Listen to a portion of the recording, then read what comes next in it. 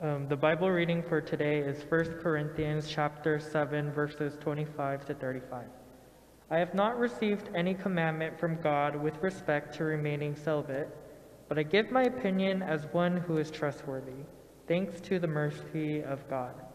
Because of the current present pressures on us from all sides, I think it would probably be best to stay just as you are. Are you married? Stay married. Are you unmarried? Don't get married. But there's certainly no sin in getting married, whether you're a virgin or not. All I am saying is that when you marry, you take on additional stress in an already stressful time, and I want to spare you if possible. I do not want to point out, friends, that time is of the essence. There's no time to waste, so don't complicate your lives unnecessarily. Keep it simple in marriage, grief, joy, whatever. Even in ordinary things, your daily routine of shopping and so on. Deal as sparingly as possible with the things the world thrusts on you. This world, as you see it, is fading away. I want you to live as free of complications as possible. Unmarried people are busy with God's affair and are concerned with pleasing God, but marriage involves you in all the nuts and bolts of domestic life and of wanting to please your spouse, leading to so many more demands on your attention. The time and energy that married people spend on caring for and nurturing each other, the unmarried can spend in becoming whole and holy instruments of God. I'm trying to be helpful and make it as easy as possible for you, not make things harder. All I want is to promote what is good, what will help you to devote yourselves entirely to God.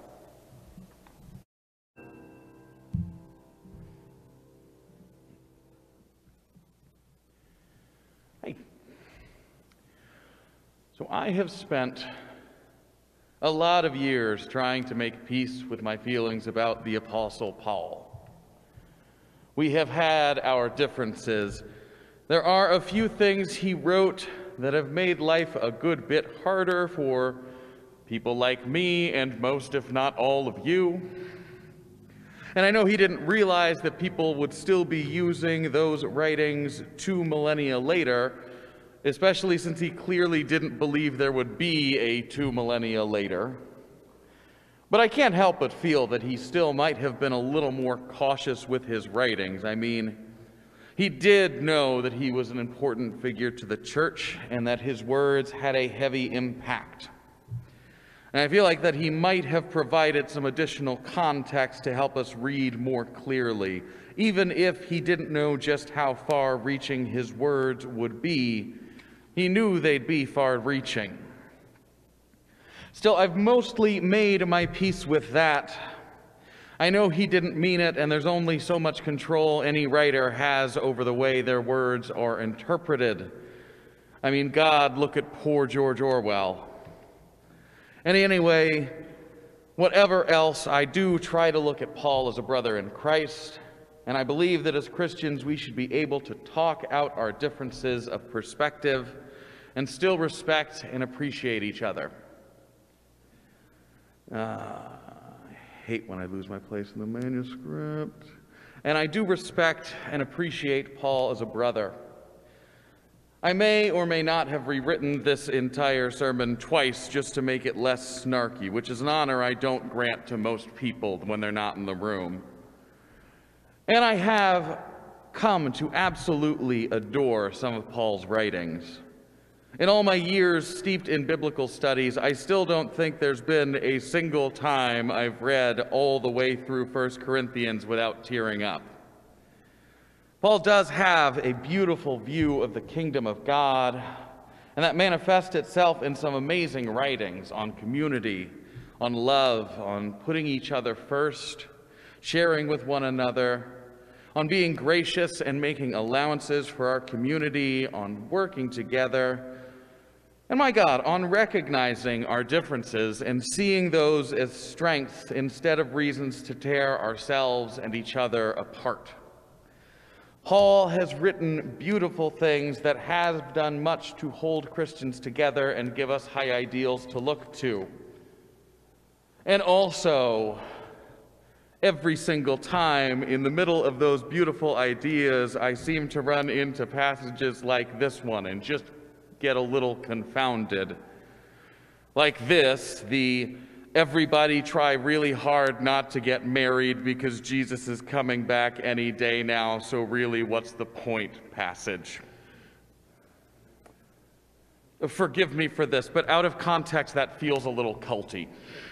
And God knows that's not a problem unique to our own time. For most of Paul's life, people said Christians were cannibals because we celebrated communion.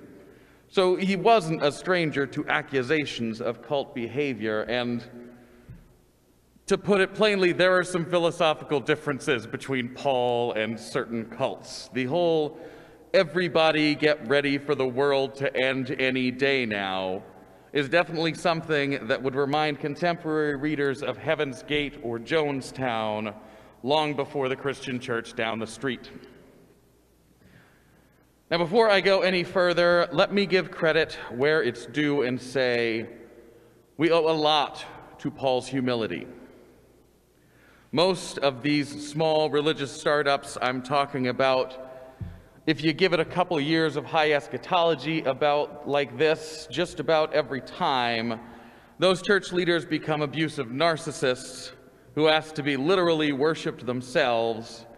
And instead of saying, nobody get married, they seem to always go the direction of, every woman get married to me and none of the men get jealous about it. So I mean it when I say that we owe Paul's humility, because the church would have been dead and gone in a few decades without him. I like to think a lot about how lucky this country was to have started off being led by George Washington, who was a man that I see of being great humility. Washington, when the conversation was being held of what honorific should be used for the new office of the president, when politicians were debating between your electoral highness and his excellency and protector of our liberties, Washington said, no, just call me Mr. President. Washington also, when the entire country voluntarily laid power until death at his feet, said, it's been 8 years. I think it's about time I move on now. In so many ways, this country completely lucked out to have a first president with that degree of humility. If it had been any other man, for instance, certain recent men you might be thinking of, I think that this would have done great detriment to the office of the presidency, and perhaps we would no longer stand as a union. And I absolutely 100% mean it when I say that the church is very lucky to have had Paul as one of our earliest leaders. When factions began to grow in the church, and some said, I follow Paul, and some said, I follow Apollos, and still others said, I follow Cephas, Paul was the one who rose above and said, no, everybody, we belong to Christ, all of you. In many ways, we were lucky that that devotion to Christ emboldened him to reject power and praise when others attempted to lay it in his lap. And I'm being sincere when I say we got very, very, very lucky that he was a humble and devout enough man to say, hey, maybe we should all stop getting married since the world is about to end, instead of, hey, maybe I should take all of you ladies as my brides since the world's about to end. But also, in our context, when people start saying the world is going to end very soon, that has a tendency not to end well. And I know Paul is not responsible for our context or those of any other religious movements, but that's still there. To compound this, it does seem like Paul's high eschatological ideas tend to conglomerate around the concepts of sex and marriage. There are multiple passages in this one letter about how people shouldn't get married because the world is going to end. Now, Paul could also have said that people need to release their slaves by the same logic. The way I see it, if the world isn't going to be around long enough to bother solidifying the bonds of marriage, then I see no reason why in that same world any form of bondage should stand. And while I see no reason to slander a dead apostle, he really did make a bad call on the slavery thing.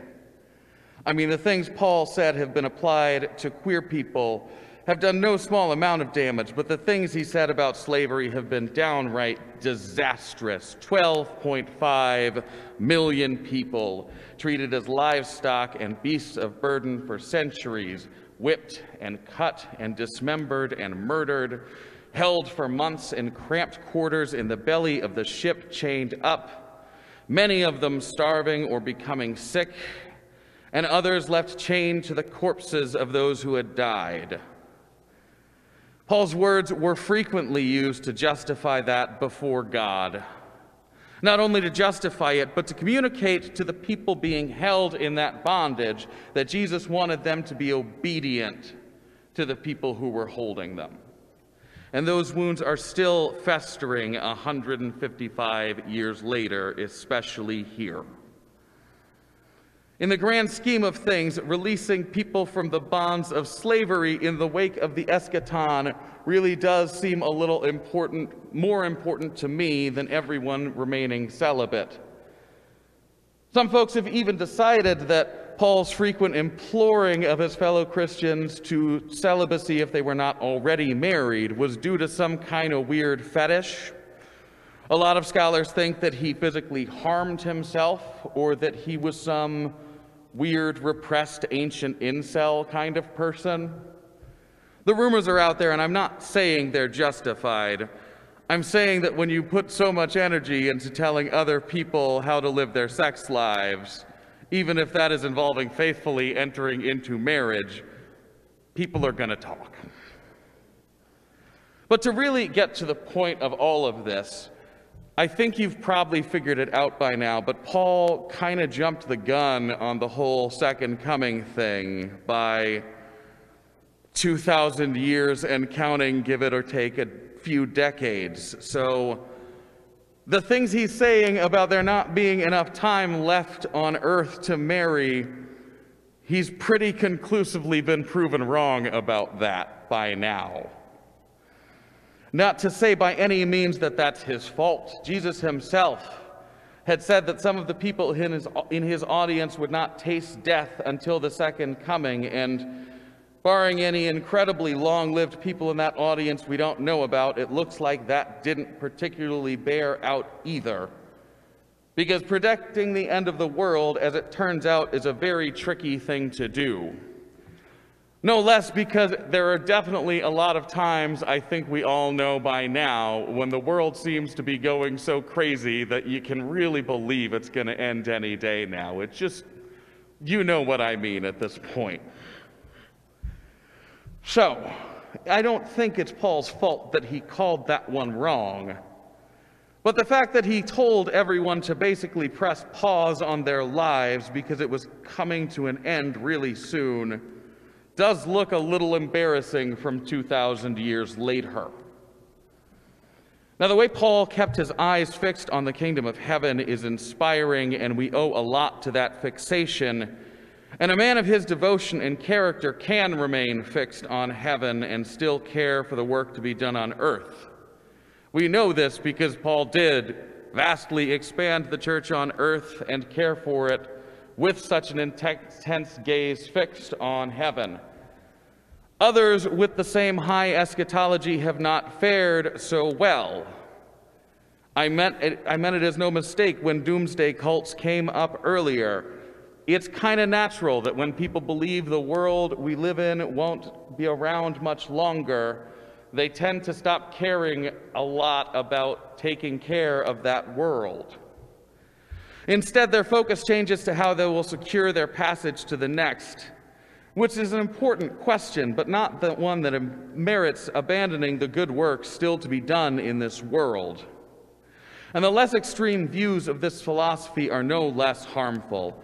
Empire has long relied on the fiction that one can starve and imprison other tribes and clans of people to convert them to Christianity. The powers of empire reassure themselves that they are saving the souls of these people, even while they are killing their bodies. It's a sick, sick manipulation of Paul's philosophy.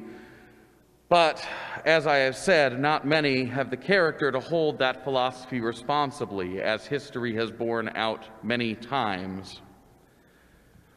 And if I'm going to get to the real heart of the issue here, personally, I honestly just don't think that heaven and earth are as mutually exclusive as Paul makes them out to be here. You know, of course, we're all focused on what comes next, and we have hope in God's promise of a new world and a new life. We anticipate these things the same as the early church did, but I don't think having hope in the life to come means that we need to just stop where we are. Paul himself told us to be in the world, though we're not of it.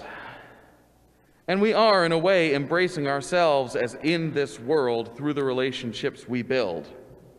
Because that is what this passage is about. It's relationship.